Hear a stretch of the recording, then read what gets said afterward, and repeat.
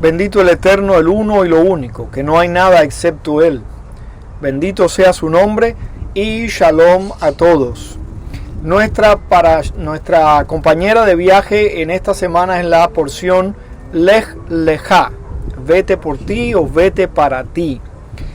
Es una porción que tiene mucho que ver con toma de decisiones, con momentos de toma de decisiones, con momentos de cambios trascendentales en la vida. Si usted está en un momento de su vida en que necesita tomar una decisión, que necesita hacer un cambio importante en su vida, si usted está en un momento crucial, pues estudie profundamente esta porción, porque aquí hay elementos espirituales que lo pueden ayudar en ese cambio trascendental.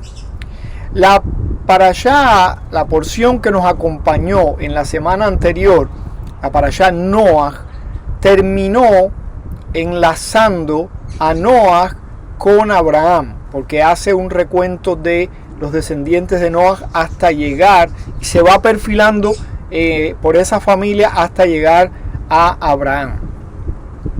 Es decir, que estas dos porciones están sutilmente conectadas, y es interesante porque el cambio generacional es grande. Noach fue una persona muy interesante, no solamente por lo que vimos de él, de qué tipo de sádic era Noach.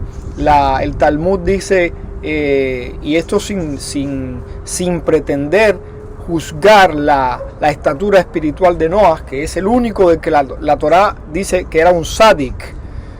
La Torá dice muchas cosas de otras personas, pero esa palabra sádic solo la reserva para Noach. Imagínense la talla de Noach. Lo que dijimos que el tipo de sádic que era Noach es el sádic del abrigo. ¿Qué quiere decir el sádic del abrigo? Bueno, eso viene de una historia que cuenta que un anfitrión tenía muchos invitados en la casa y hacía mucho frío. Y entonces él fue y se puso un abrigo. Y resolvió su situación, pero no resolvió la de los demás, ¿verdad? Este es el sádic del abrigo, la persona que resuelve el problema personalmente. La posición más correcta es: otro sádic va, busca leña, enciende un fuego y así se calientan todo, ¿verdad?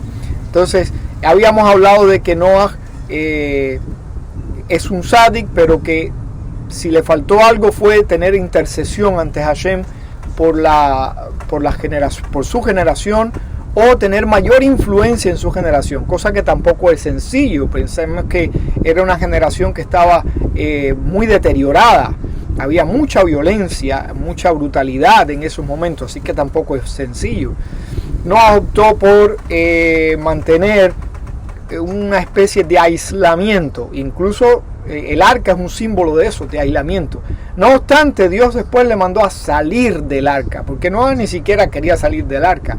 Fue Hashem quien le dijo: sal del arca, porque hay que recomenzar esto. Cuando el hombre experimenta ese tipo de microclima especial, igual que nuestro pueblo en el desierto, tan protegido, alimentado, etc., pues no queremos salir de ese capullo, queremos seguir ahí estamos en muy buen estado. Por eso es que los espías traen mal reporte, porque los espías dicen: no podemos, no es buen negocio cambiar, tener el alimento, tener el agua, tener protección, a llegar a un lugar donde hay que cavar los pozos, donde hay que sembrar para poder comer, etc. En fin, me estoy desviando un poco del tema, pero quería retomar a Noach para entrar en la porción Lech Lechá y en la persona de Abraham Avinu. Un detalle importantísimo que no hablamos durante la semana pasada, porque no tengo mucho tiempo, quisiera tener más tiempo para cada día poder comentar algo de la porción semanal, es la embriaguez de Noach. Dice la Torá que Noach fue un hombre de la tierra. Después del episodio del diluvio, fue un hombre de la tierra. Es decir, que Noach eso es un símbolo. No solamente está diciendo que Noach se dedicó a cultivar. Un hombre de la tierra quiere decir que es un hombre que se apega al mundo, que se apega a este nivel. No quiere decir que Noach dejó de ser un sádic, pero se dice que fue un hombre de la tierra. O sea que de cierta manera él se apegó un poco al mundo.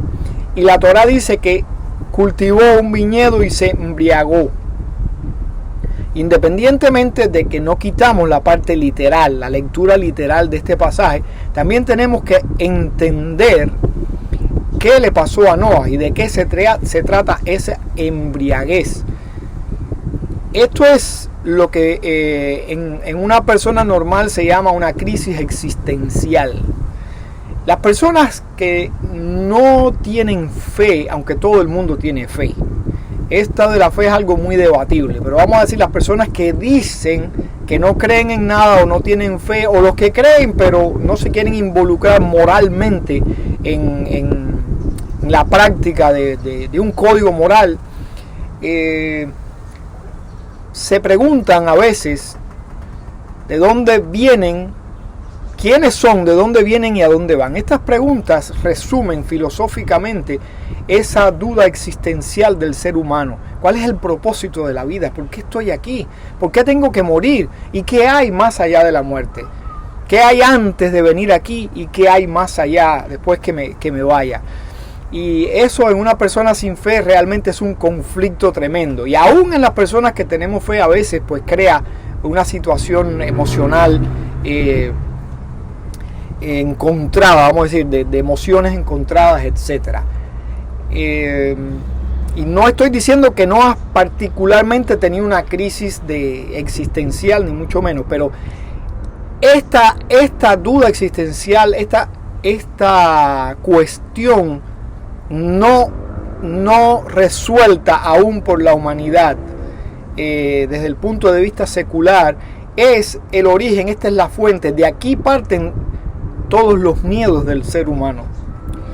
Fíjense, hay temor, hay miedo, hay horror, hay terror, etc. Y todos provienen de lo mismo, aunque tienen diferentes matices, no son exactamente lo mismo, pero todos provienen de esta inquietud humana, de este problema no resuelto, de no tener control sobre esto. Nadie tiene control sobre eso. Nadie tiene control sobre la vida y sobre la muerte. Eso está solamente en manos del cielo. Por eso es que las personas que tienen fe viven eso en un estado diferente. No obstante, imagínense lo que vivió Noah. Y si hubo algo de crisis existencial en él, no se debió a falta de fe, se debió a la envergadura de lo que vivió y de lo que tenía por delante.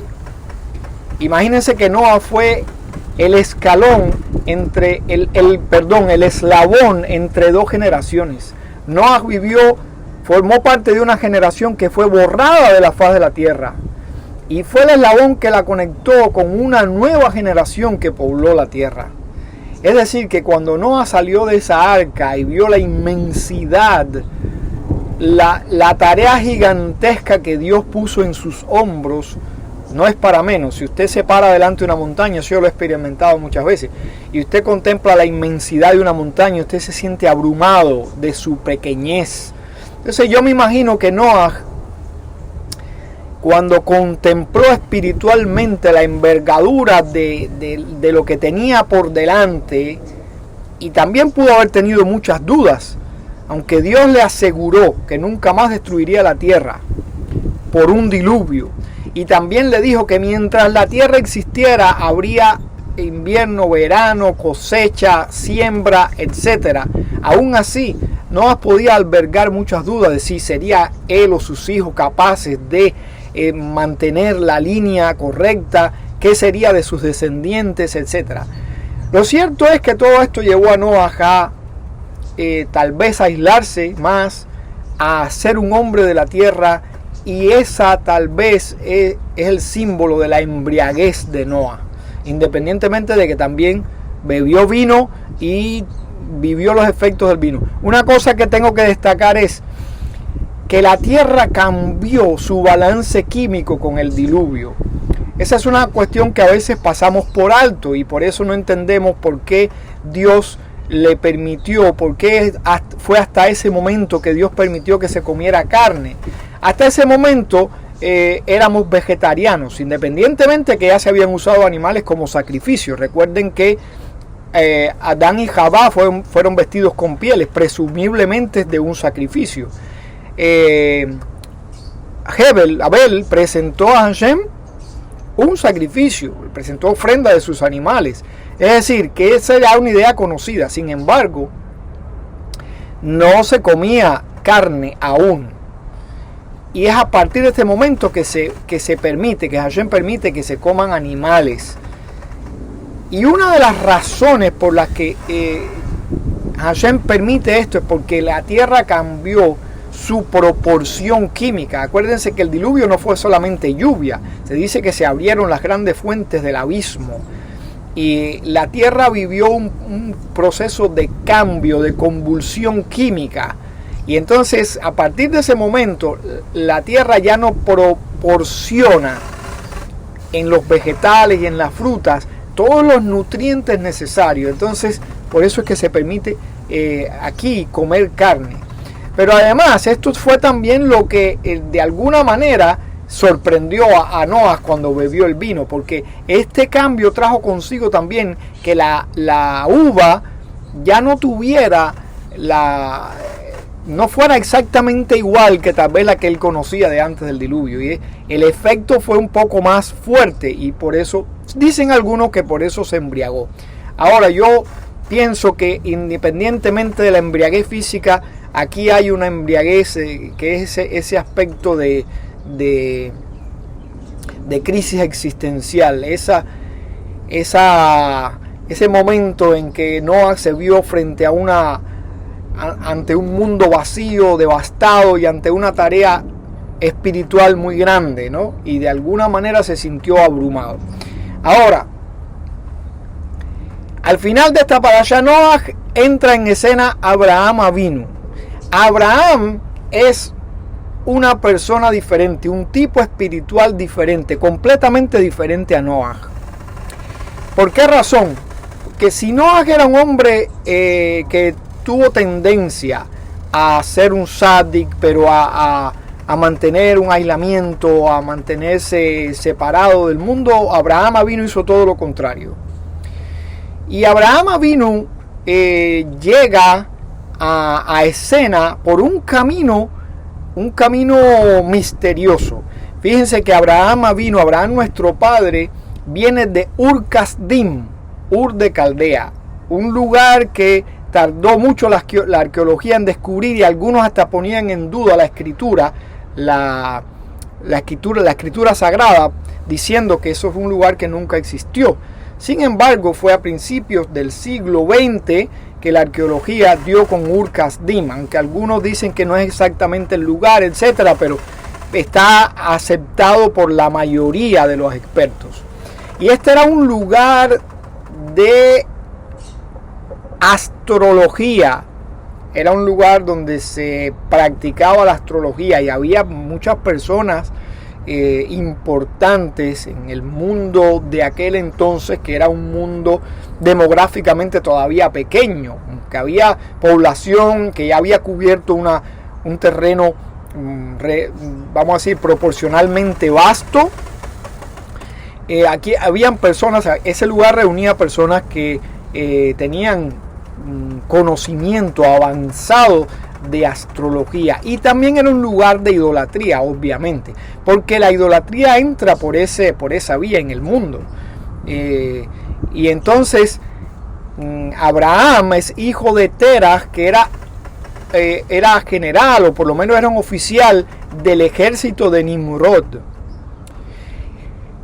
y tenía, según nos cuenta, historias paralelas a la historia bíblica, historias que nosotros tenemos por ciertas.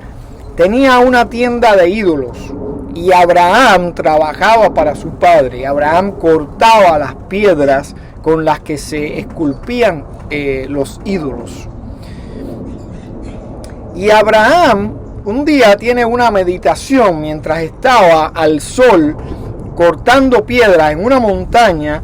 Abraham empieza a pensar empieza a pensar en grande, vamos a decir, empieza a tratar de desmenuzar todo el asunto de la cosmogonía, de este asunto existencial, de quiénes somos, de dónde venimos, a dónde vamos, a quién le debemos la existencia, quién es el autor de todo esto, cuál es el origen de todo esto, y influenciado tal vez por el entorno en el que él vivía, Abraham mira al sol, que lo está haciendo sudar en ese momento, y dice: nada podría existir sin el sol, sin la luz del sol no es posible la vida, el sol debe ser la fuente de todo. Sin embargo, en ese momento una nube oculta al sol, y cuando Abraham presencia esto, dice: bueno, pero el sol no puede ser más poderoso que una nube que puede taparlo. Y las nubes a su vez fueron arrastradas por el viento. Uno se pone a mirar al horizonte y ve cómo las nubes se van desvaneciendo o van siendo arrastradas por el viento. La nube fue arrastrada por el viento y Abraham dice: bueno, el viento entonces es más poderoso porque se lleva las nubes. Sin embargo, el viento, él sentía el viento que golpeaba la montaña donde él estaba, golpeaba la montaña, pero la montaña no se movía, la montaña permanecía ahí, inalterada, inalterable, como si nada estuviera pasando. Y Abraham dice: no debe haber nada como la tierra, como la montaña, como estas piedras eternas. Y en ese momento levanta su herramienta y golpea y parte un pedazo de piedra y dice: pero si yo soy capaz de romper la piedra. Entonces todo esto no es nada, todo esto es parte de un ciclo, tiene que haber algo más allá de todo esto. Y así es como Abraham Avinu llega a la conclusión, retoma una idea que tal vez no se había perdido, pero sí se había deformado demasiado en ese momento. Y Abraham Avinu retoma la idea de una fuente única de toda la existencia. Y en ese momento que Abraham retoma esa idea, llega la luz a su vida. Y con esa luz llega también el título de esta parashá, Lech Lechá, vete por ti, vete para ti.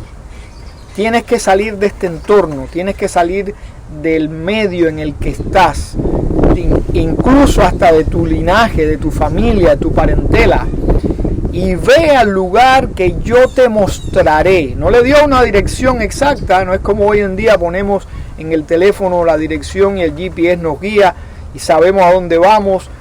Dios solamente le dijo: vete por ti a la tierra que yo te mostraré, y yo te voy a engrandecer, yo te voy a hacer una bendición, y a través de ti van a ser benditas todas las naciones, todas las familias de la tierra.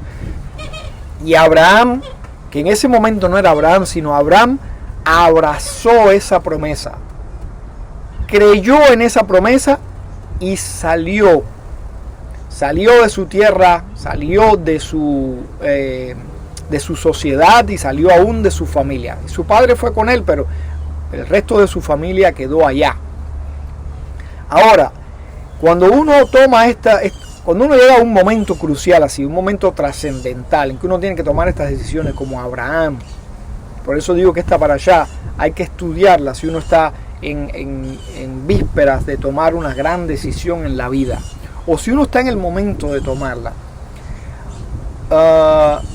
Muchas veces uno tiene la resolución para hacer las cosas, pero después le falta la voluntad para terminarla.